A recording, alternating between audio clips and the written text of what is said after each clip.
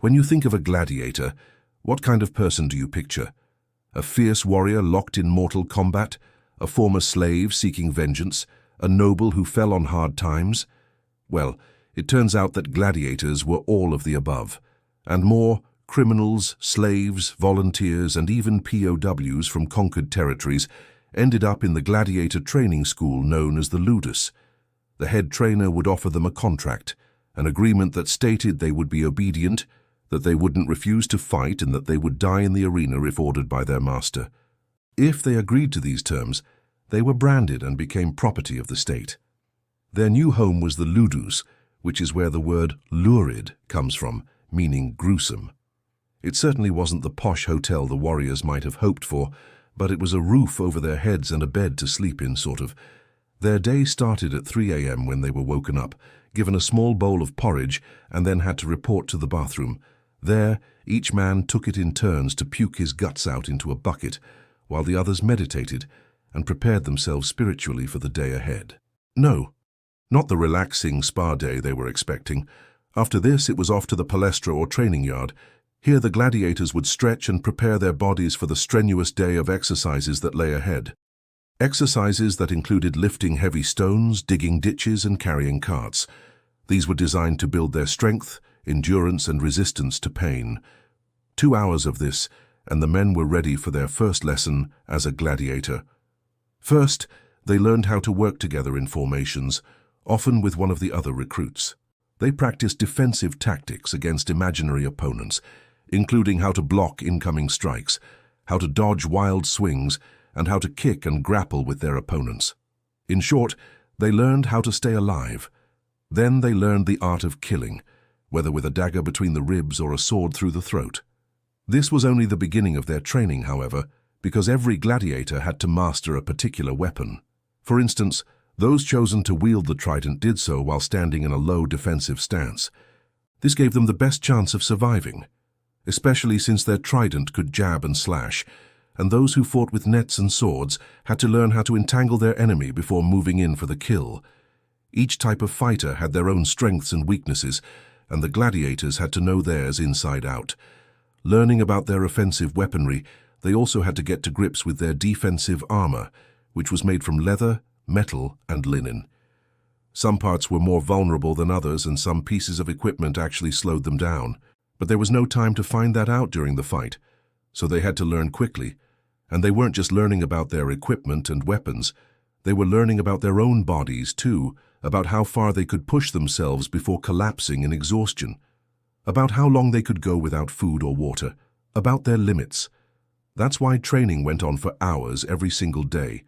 In fact, a recruit would be turned away if they couldn't hack it after just 5 minutes. It takes a special kind of person to step foot into the arena. Every gladiator knew that there was a good chance they would never leave alive, and yet they had to summon up huge amounts of mental fortitude to take on an opponent who was trying to end their life.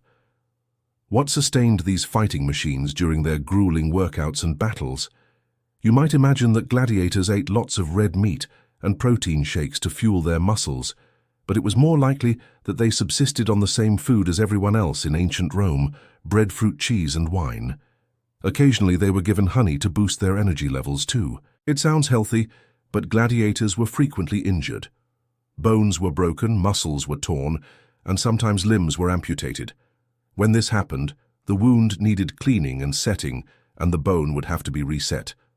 This form of surgery was performed by a balia, an ancient form of surgeon. But despite having their limbs hacked off, ancient Romans didn't take antibiotics. So infection was rife. Gangrene would set in, and many gladiators lost their lives as a result of their wounds. Amazingly, though, 3/4 of gladiators survived their injuries and went on to fight another day.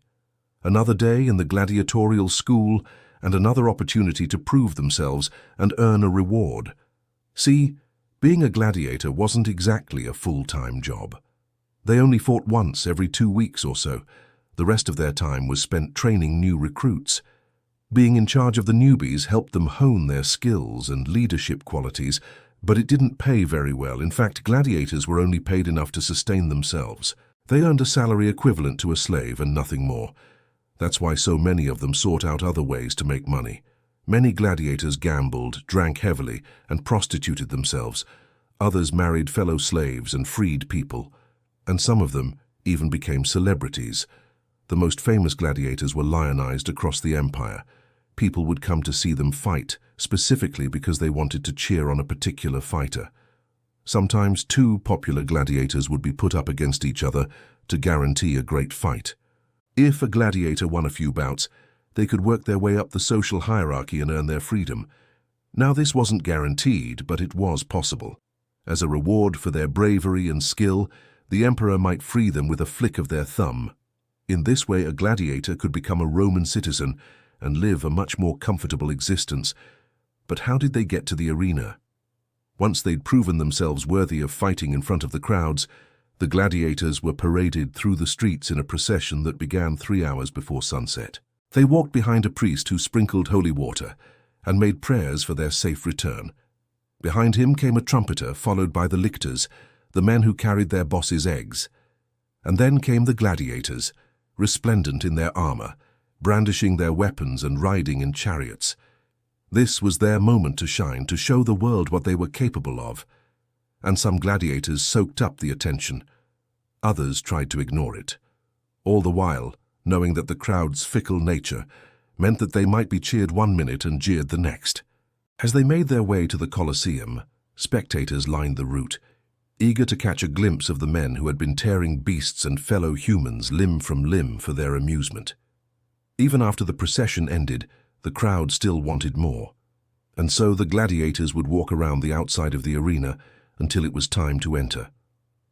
When the gate to the fighting floor finally opened, the noise was deafening. The roar of the crowd filled their ears and vibrated through their bones. They walked slowly toward the center of the arena, knowing that at any moment now they could be attacked. And then the waiting was over. The crowd roared as the gate closed behind them. They had entered the Colosseum, and now the battle began. Blood would soon fill the sand. The air would reek of sweat and fear. And all the while the crowd looked on, urging their favorite gladiator to victory, unaware that each blow could be their last. Some gladiators fought to the death, but many were wounded and left to wait for the emperor's thumb. What would it be? Would it be up or down? Up meant keep going, fight on until you're the last man standing. Down meant let him live. Sometimes the fighters were so evenly matched that neither was ready to give up. The audience watched intently, drinking in the sight of two skilled warriors doing battle. When one eventually collapsed, the crowd cheered. One of them had survived, but for how long? The winner would have to fight again and again and again, taking on challenger after challenger. This could go on for hours. That's why it was so important for the gladiators to pace themselves, to conserve their energy, and not give away easy victories. One by one, the defeated gladiators fell to the ground and waited for their fate. Some were given a merciful death, but others were left to bleed out, sometimes for the amusement of the crowd, sometimes as a warning to the last man standing, keep going. For a gladiator, the final breath could come in many forms: a spear thrust deep into the chest, a dagger between the ribs, a sword plunged into the heart. It didn't matter. When it came quickly, ending the fight and ending their lives. Thanks for watching. If you haven't already, be sure to subscribe for more videos like this one.